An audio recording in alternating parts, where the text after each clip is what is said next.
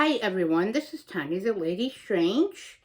This is for day 12 of 31 Days of Strange, where you see some things from my collection, whether they be from tarot and divination, things from my practice or day-to-day life, my interests, my metal music, and horror movies, and all that is strange, or fun just for the month of October. So if you watch these before, this series so far and been following along, thank you. If you're just passing through, thank you. And of course, if you are a continued subscriber, just overall of my channel and supporting my content, thanks. It's all appreciated and it's all good. So with that being said, this is just going to be a quick one for day 12. And this is going to be, in this deck, I'm going to be showing real quick and giving a review of, it's nothing unusual. Well, it's unusual in that it's fun, dark, humorous, creepy, and very witchy, and has that very old woodcut feeling, but not new to the scene or YouTube. There's plenty of videos out there and things like that, but I haven't fully shown it on my channel, so why the hell not? So with that being said, this is a deck from Deviant Moon from Patrick Valenza's thing. It is the Oracle of Black Enchantments. This reminds me of things that I've always seen since I've been little and up to current. It fascinated me with woodcut images from the past, going back hundreds of years in historical books of different contexts. It reminds me of the deep, dark, fun aspects and different things of being a witch or a practitioner or an occult, or just things that are maybe not as serious and things that are not accepted or on the outliers of what is on general society's acceptance. So I always appreciate indie decks and artistic. I appreciate all, but more so for that. I do like supporting small supporters. And Patrick Valenza's decks are very creepy, humorous, and have a different perspective, intelligence. I do have the original OG Deviant Moon. I don't work with it much. I use it kind of more for dream work and interpretation, but on a very random basis. I do hope to get some more of his decks, and I hope he does come out. I am not evil yet, but I hope he does come out with another Victorian creepy cabinet deck. I love that type of stuff. Hence, I love dark aesthetic. As you can see, those types of things marry my different loves and interests. So, this is, again, the Oracle of Black Enchantments. Look at that back. It's everything. I love it. I have been using this deck more so. I use it randomly on and off and had it for, I don't know, what, a year? Maybe longer, give or take. But I've been using a lot more here and there, randomly, and getting to know it more for this October. Every day is a witchy, fun, creepy theme, as you can suspect, but more so now, I felt the need to integrate it in my readings on that. Now, the guidebook is only online as PDF. I downloaded the PDF on it. I do actually print it out like an extensive version of it. Luckily, I know someone that works at Staples, kind of got it for me at a cheap, or very reasonable price. So that's cool too. When I got this deck, again, I think it was last year I did that. But I use, of course, on my iPhone now, the guidebook on that. It's great because this deck's a little hard to read intuitively. You can get the gist or make up your own things. That's what I'm trying to do, and marry that with the guidebook.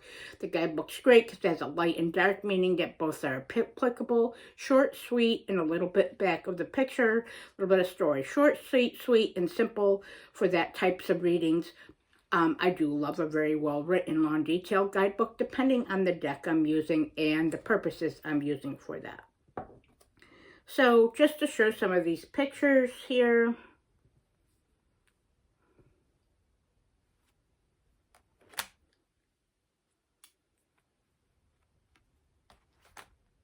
Again, bear with me. I'm about to go to work soon. Have another long, fun work day in customer service on the phones. Luckily, I work from home today. So that's another tidbit about my personal life if you already haven't seen any of my previous videos. But look at these images. They are just rather fun. Yes, it can be a bit disturbing and provocative and evocative. But again, it's meant to have a sense of humor. kind of does marry those different aspects, as you can see from on here. The spooky, the macabre, the strange, but also having a sense of humor with things and not taking things so seriously.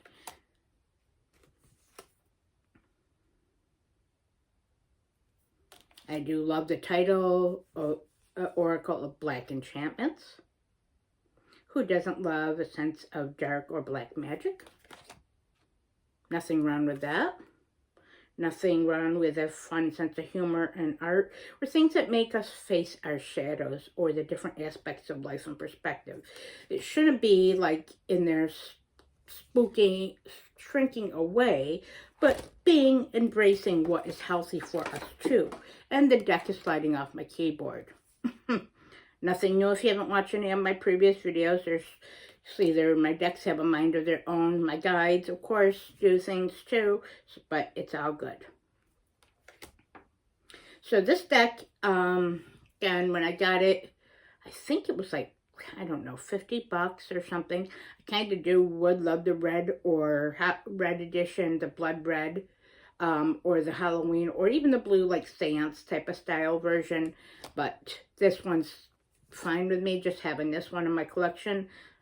One knows I have a huge wish list, so it's not a priority. It's more just of a want and a desire.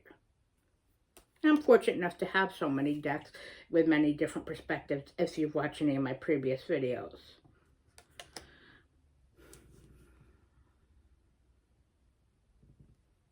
I like the cardstock on this deck.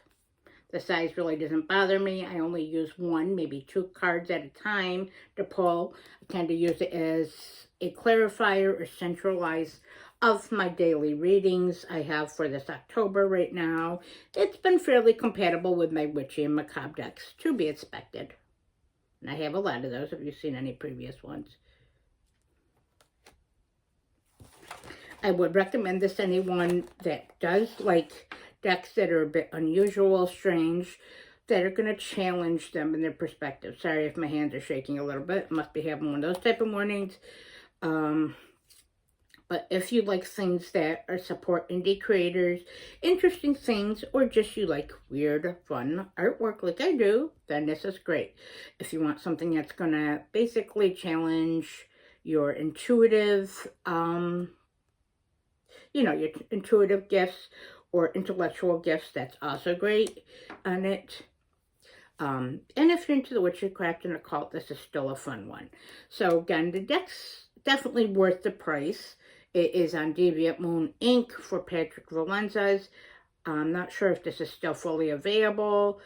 He does actually have a discounted section with like decks and boxes that have been a little bit damaged or destroyed. That is at a better price point. I'm not sure if this one specifically, this version still is or isn't. But if you have this, let me know.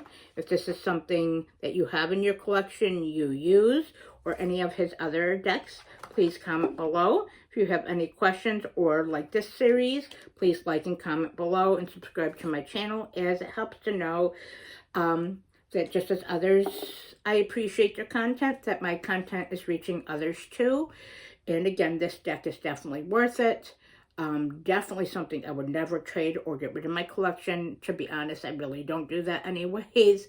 I like to basically hoard and keep my decks and my divination tools, and I'm proud of my extensive collection that I've invested in and work with. Even if I don't read with them, I still have them for the value of them for different reasons. And again, they have different meanings at different times in my practice and my magic and my mundane. With that, I hope this all finds you well. Thanks for watching, and of course, please like, comment, and subscribe, and have a wonderful day 12. Thank you.